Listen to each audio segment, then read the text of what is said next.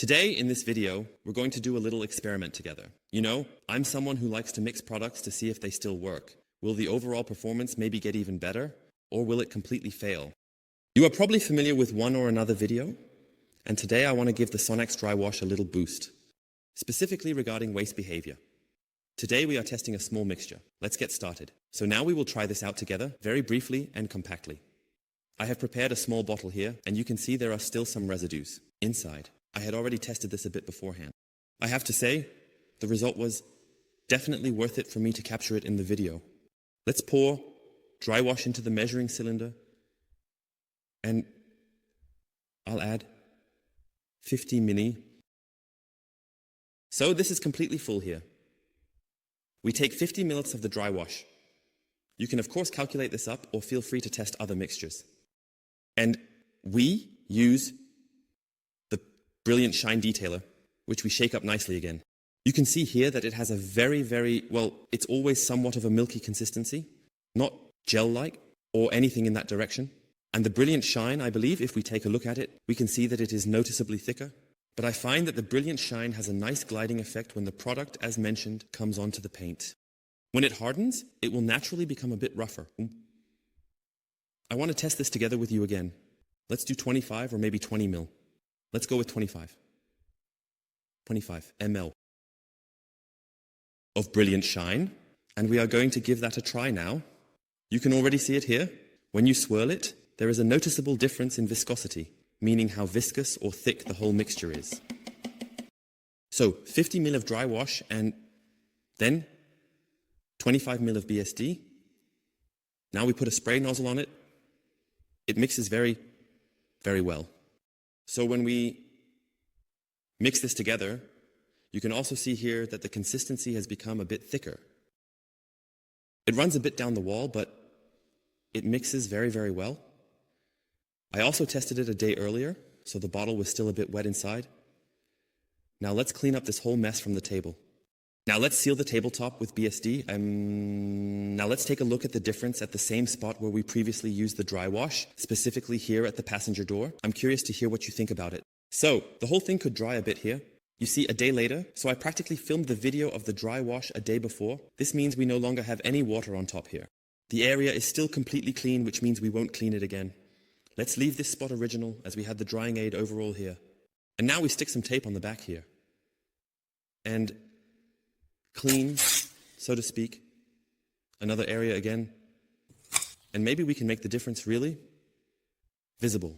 So, we're going to give the dry wash a little extra boost here. As a bonus, let's test it out. So here, just spray a little 1, 2, 3 small sprays, just a bit into it. Really didn't need much. And that would also be a nice thing for the winter or autumn months, if we could perfectly combine the two properties without compromising the product quality or making the application any worse. It can still be wonderfully spread and applied streak-free. Now we take a fresh side of the towel. I will turn it over and take this off completely. I will let it sit for another 2 or 3 minutes and air out. Then we will take a look at the behavior of the product. So, paint smoothness. And now we come to the point, folks. The BSD usually has a very rough paint texture. However, in this mixture of 50 ml of dry wash and 25 ml of BSD, there is no rough paint. So the normal paint appearance of BSD, the texture, is not present here. It is absolutely smooth. It's just like over here when you use the drying aid this way, without having to recreate this mixture again. So, it's super smooth. So, the BSD would actually be the absolute perfection for those who still place a lot of value on that paint feel, who want a soft paint surface. So here it really works very nicely. We're going to let this sit for a few more minutes, and then we'll take a look at the removal behavior. So folks, I thought while we wait and give it a bit more time to work, let's head over to the driver's side, because there are also a lot of dirt and grime here. There are also some small organic residues. Residues remain. Here, one can really say during the winter months or in the autumn months, okay, you can drive through the self-service box beforehand and clean it again with water or with the snow foam that is available on site. Or, I will also show you a little technique on how to keep the vehicle nice and clean during winter when the days get a bit better and there's a little more sunshine. When there is just a snowstorm outside, you can let the car get dirty normally, that's clear. But I want to show you that it works well, and there was also a question in the first video about whether this causes any scratches. I will make another video about this, but let me tell you, I wouldn't show you this technique if it would massively damage the paint. This is now a slightly different spray head that atomizes much finer. You can see here that the liquid doesn't run down at all. So when you use another spray head, this one atomizes a bit finer, even though it's an absolute cheap junk spray head that wobbles completely here. But it still has a very nice fine spray. Here it runs down very slowly, just a little bit, so you can see that a bit less product comes out. Now we can just take a look at how well the product can loosen this contamination here. I'll just go right in the middle. That looks very, very good. If you have any stubborn things, you can see it here on the cloth. You can clearly recognize the contamination here, which consists of organic leaf residues, and it won't scratch the paint. So, only the harder material practically scratches the softer one. You know that too. That's why here, if you now have something like this is really a strong contamination. If you have something like this, make sure to pay attention to it. I could also go over it a second time, because then even the really stubborn stuff will come off easily, and it works really, really well. And people, I always add this because many write that this is not their method. It doesn't have to be your method. It's just one way to clean a vehicle if you can only work with these options. And for example, not right now. In winter, if you want to go to the self-service car wash, but still want to clean your vehicle gently, it works. Next, apply a spray sealant over it. This is our special mixture, and you can see the contamination on the cloth here. So this is really the limit. If it now splashes up here with mud, there is also a lot of sand mixed in, so definitely pre-cleaning the whole thing again. So now we could practically use a second cloth because this one is almost at the end. Here we have another free spot, so I will go over it again down here. It works, just look. And yes, it certainly does not replace the 2-bucket washing method or the multi-glove washing method, along with special pre-cleaners. But over time, one can eventually gauge how severe the contaminations are. And these little leaves here, these small leaves, and I don't know, like bark remnants, all of that is organic, super soft material. It won't scratch your paint. This method is really special, this whole no rinse and waterless thing and so on. But it works. I'll grab a second cloth. As mentioned, this one is full of dirt. If you use several cloths, it is definitely an advantage. So now I will simply remove the residues of the product from the cleaned area. Let this ventilate a bit longer, and then we'll see if we can achieve a 2-in-1 cleaning, which has worked well, or rather with the sealing. Because as for the cleaning, as I just mentioned, it is really a very nice and well-functioning option for this special case. So, let's take a look at this here on the side where we only had the drying aid in use. And it actually looks really good. We still have the droplets on the drainage paths here, just like last time. I think it has even increased a bit in strength, in my opinion. It's actually not bad at all. So we see very, very clearly, but the droplets are of course hanging on the surface. And as they run down, we also have quite a bit of residue. I already mentioned it in the first video, the performance is definitely good. Not a disaster. A nice thing. And now let's go to the other side over here. Let's see how it looks here. And now take a look at this. We can also get a little closer here. And I believe you can see it very clearly.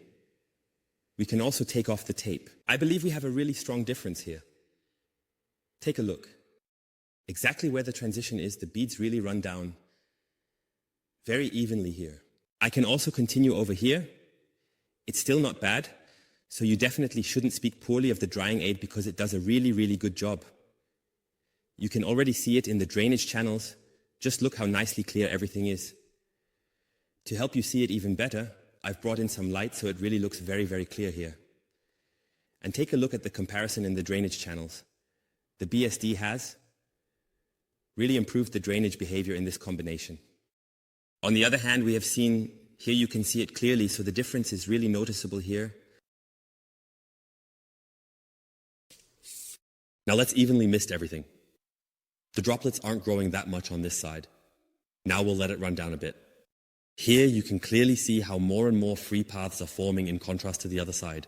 So the drying aid original is definitely not bad in any way. But here with the BSD bonus, it simply creates a nice picture. I'm going to blow on it a bit now. Yes, it beads off very well. On the other side, you can also notice it again with a small wind simulation. It's just completely different. A whole other world. So here, I think there is no difference between the original BSD and the variant here. Just take a look at this. Really very, very good. And here with the drying aid, yes, you can already see that. But here, there is absolutely no layering at all, but the hydrophobic property is simply more pronounced here. That's just how it is. And you can also see this nicely in the drainage paths further down. Look here, everything is nice and clear again. There's nothing left on it, and over here we have the drainage path. So, a perfect example of how hydrophobicity works wonderfully here, how reliable it is, and how important it is to have a high level of hydrophobicity to easily remove water from the paint. Here, you can wonderfully see the difference again, and I believe my little experiment was successful. We will take another look at the water drainage behavior, which in principle doesn't really bring much in everyday life because you are always dealing with rain that splashes onto the surface, and you don't have a thick film of water on the car in real life use, except when you are somehow cleaning the car with a garden hose. Yes, you can see it here as well. Thus, water even remains on the surface. Here, although not much is visible, it is clearly noticeable, and over here it looks wonderful. Very, very nice. Just top notch. That's how it should be. We are on the driver's side where I just cleaned it up together with you, and here we have a completely uniform appearance. So here we also have a really nice drainage behavior. Wonderful performance. Small fine round beads run down, making the surfaces really very nice and free of water. It looks really very good, cleaned and sealed. I think this is absolutely top for winter. Nice thing, the experiment was definitely successful for me. You have probably gotten to know me over the years well enough to know that I like to try things out and test them for myself, even using them in everyday situations in ways that one might not actually be supposed to, or as the manufacturer might not indicate. I have to say, this really worked well. The cleaning performance is still there, and the soft glide film is still present. You don't have any streaking or anything because the amount of BSD bonus in this mixture is very, very low. You still have all the properties that the drying aid brings. And, of course, you add a certain beading hydrophobic protection to the matter with the Bremschen detailer. In fact, it significantly increases it again. You could see it wonderfully. If you want to see more such experiments or have ideas about what I should mix together, even in this area, feel free to reach out. And now I'm looking forward to your feedback. And also again on the topic of scratches, because there is definitely understandable mistrust in that regard. Clearly, I have not been able to cause any damage with this method so far. Of course, one must also keep a bit of perspective. If someone drives a car covered in clay residues and sand, it's obvious that they will create fine micro scratches.